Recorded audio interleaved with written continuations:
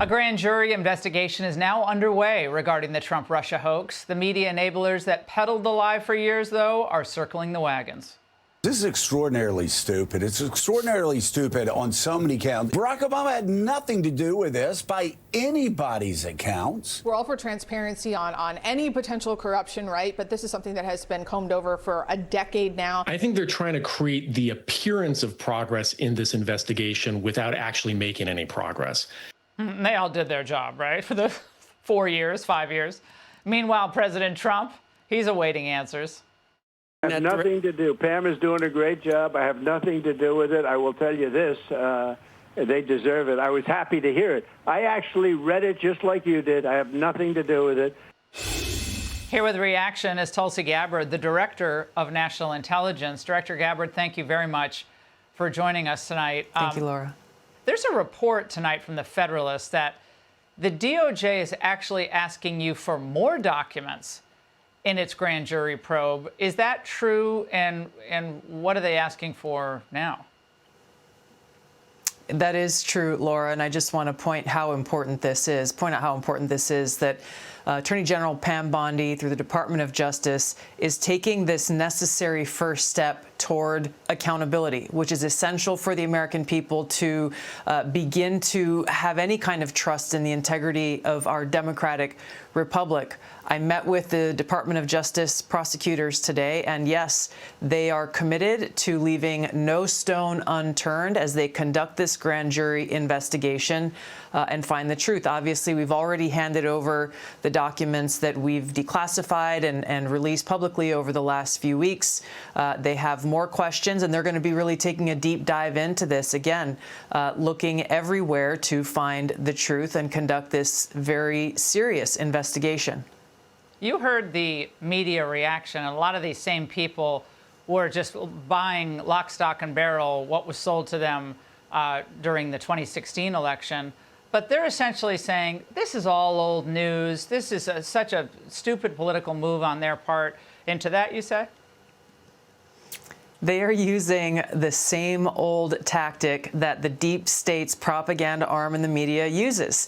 Whenever they come across something that is true and that doesn't go along with whatever their narrative is that they're trying to shove down the throats of the American people, they first usually ignore it, as they did when I first released these documents a couple of weeks ago. They tried to ignore it. When they realized that they weren't going to get away with this, that this story was going to continue breathing life, we continued releasing new documents.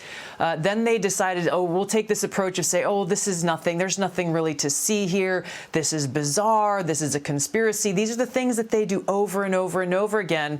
And the next step they will take when they feel that they are not succeeding in getting rid of this truth that we have uncovered for the American people, then they will go down the route of we must destroy and smear and attack the credibility of those who are delivering the truth to the American people. They've done this to President Trump. They've done this to me. They've done this to so many different people, once again, who are trying to tell the American people the truth and expose these people, many of whom you just showed, for who they are as the propaganda arm of the deep state, which would have no power and no influence if they weren't able to feed their lies into a willing spokesperson through the propaganda media.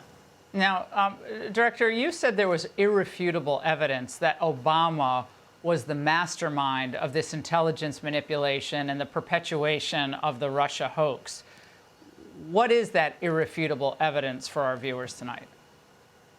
Yeah, Laura, you know, as you were playing those clips of these people like Morning Joe seemingly befuddled, saying that by no account is any of this true, I would challenge them to see if they've actually read the documents, every single page of the documents that we've released over the last couple of weeks. If not, go to odni.gov, G-O-V. It's all right there for anyone to see. And those who go in and read this will see how President Obama directed that a National Security Council meeting be called to talk about Russia, that the report that came out of that meeting was filled with tasks that were delivered by James Clapper's assistant to John Brennan and to other elements of the intelligence community. John Brennan was the head of the CIA at the time. all saying per the president's direction, per the president's order. And very specifically, they were tasked to create an intelligence assessment that detailed how Moscow tried to influence the election, not if, but how.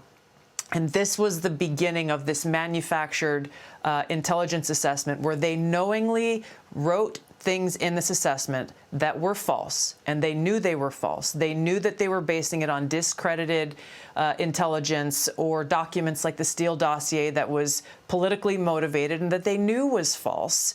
And this was how they came up with the Russia hoax that was then weaponized and used to try to delegitimize the president, President Trump, and to try to ultimately enact this years-long coup throughout his entire 4 years of his first administration.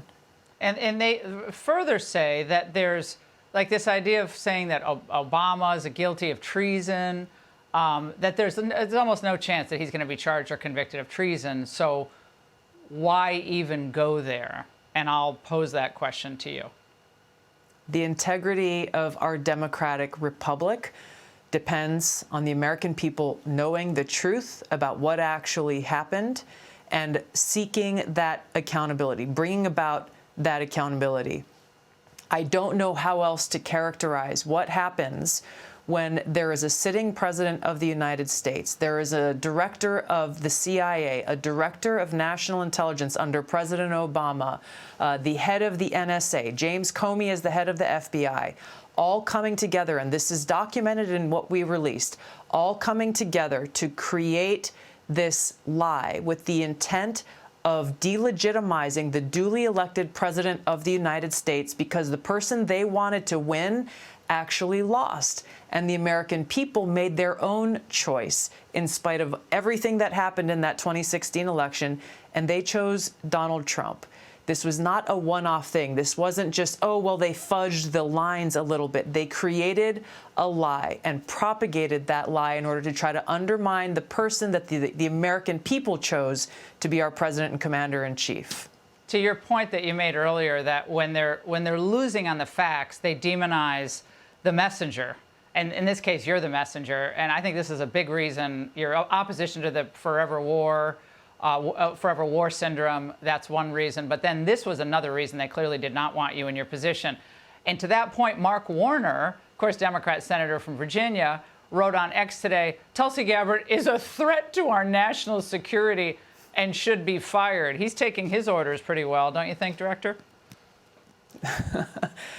He has and continues to be a reliable soldier. And you're right there, Laura, to make that comparison, because these very same tactics they are using now are the same tactics that the warmongers of Washington have consistently used whenever anyone challenges them to say, hey, this does not serve the best interests of the American people. It does not make us more safe, secure, and free. So why are you doing this? Exposing these people for who they are. And once again, who is the deep state? What does it consist of? We're seeing this revealed in real time here. And it's important for the American people to pay attention and realize, like, hey, with the mainstream propaganda media, we got to pay attention. We got to use our common sense and recognize we should accept nothing they say at face value.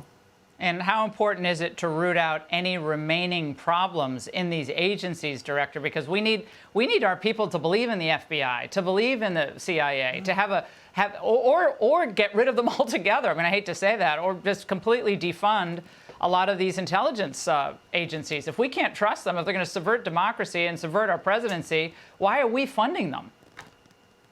Well, this is, and I'll go back to that Mark Warner tweet that you put out saying that I'm a threat to national security. Why? Because I'm actually exposing the truth. As Director of National Intelligence, I'm doing the work to go and root out those deep state bad actors within the intelligence community, because our country's national security depends on it. The rule of law requires it. The integrity of our democratic republic requires that, rooting out the truth, telling the truth to the American people, and bringing about that accountability. So yes, it is essential across the board, not only to root out the individual bad actors, but to enact the kind of institutional reform to make it so that these kinds of things cannot be allowed to happen again. Director. Thank you very much. Hey, Sean Hannity here. Hey, click here to subscribe to Fox News YouTube page and catch our hottest interviews and most compelling analysis. You will not get it anywhere else.